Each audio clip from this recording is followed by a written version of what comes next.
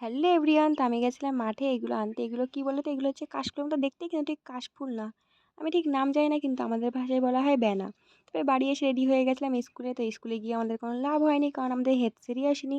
তারপরে বাড়ি চলে এসেছিলাম, আর বাসার সময় গিয়েছিলাম একটা দোকানে। আমার দিদি আগের দিন খাওয়ার জন্য আমাদের টাকা দিয়ে গেছে, ওই টাকাটা আমরা চাউমিন বানিয়ে খাবো, তাই চাউমিন আনতে। এই যে দোকানে গিয়ে আর কি সব কিছু নিয়ে নিলাম। তারপরে সন্ধ্যাবেলায় চাউমিন বানানোর প্রস্তুতি শুরু হয়ে গেছে, দেখি সুরাজ খুন্তি মেজে নিচ্ছিল। সবাই সবার কাজ করছিল, শুধু আমি একমাত্র মানুষ যে কিছুই করছিলাম না। এই যে আমাদের চাউমিন সেদ্ধ হয়ে গেছে, তারপর এটাকে নামানো হচ্ছে। নামানো কমপ্লিট, এখন ডিম ভাজা শুরু হয়ে গেছে। দুজন মিলেই ডিম ভাজছিল, মানে রান্নাবান্নার দায়িত্বটা আজকে ওদেরই। ওদের কি, মানে প্রতিদিন ওরাই করে, আমি কিছু করি না, আমি শুধু খাওয়ার সময় এসে খাই। তারপরে দেখো আমাদের চাউমিন ভাজা হয়ে গেছে। এখন আমরা আর কি খেতে বসবো, এই যে আমাকে দিয়েও দিয়েছে খেতে। তারপরে আমরা সবাই মিলে আর কি খাচ্ছিলাম আর গল্প করছিলাম। আমাকে দেখো কেমন হাবাত্তার মতো গিলি শুধু। তো ভিডিওটা এই পর্যন্ত, ভালো লাগে লাইক কমেন্ট শেয়ার, নতুন থাকলে অবশ্যই ফলো করে দিও। বাই।